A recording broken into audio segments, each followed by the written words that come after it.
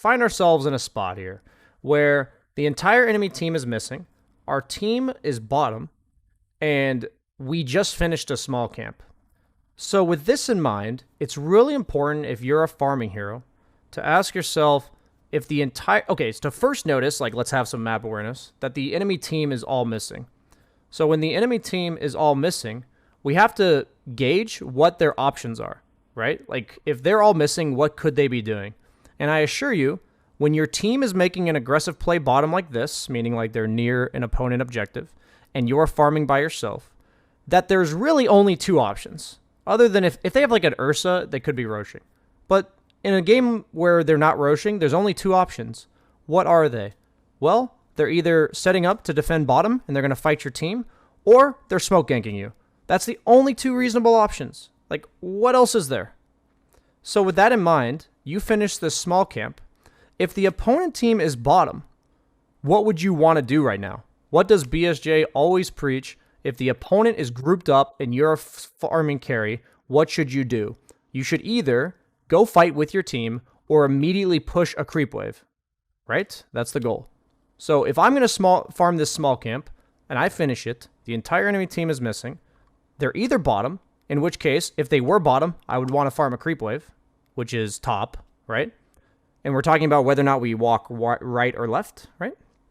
So I'd want to farm top.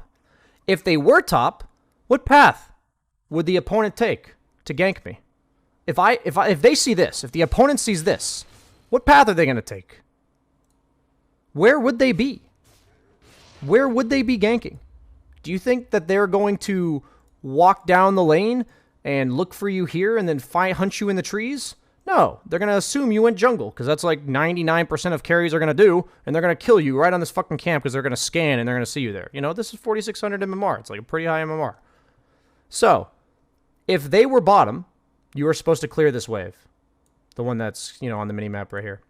If they were top, they'd be right here. So, we find ourselves at a junction where you're supposed to walk right or you're supposed to walk left. One of the two. Walking right either gets you killed if they're ganking you, or leaves you jungling if they fight bottom. While walking left means that you clear the wave if you see them bottom, or two, if they show up top, then you're going to TP to your own triangle. So in that case, you have two options. Both make sense. By walking right, you're either dead or jungling. Walking left, you're either clearing a wave or TPing to your triangle because they're all top. This is a really important decision for you guys to iron out, and it's derived by what you see or what you don't see on the map. And there's a lot of times as a carry in the game that you're going to have a choice to walk right or left or up or down, and it's going to heavily decide whether or not you are efficient on the map. These are little things that cannot really be talked. So, hope Splats, you learned a little something from this replay.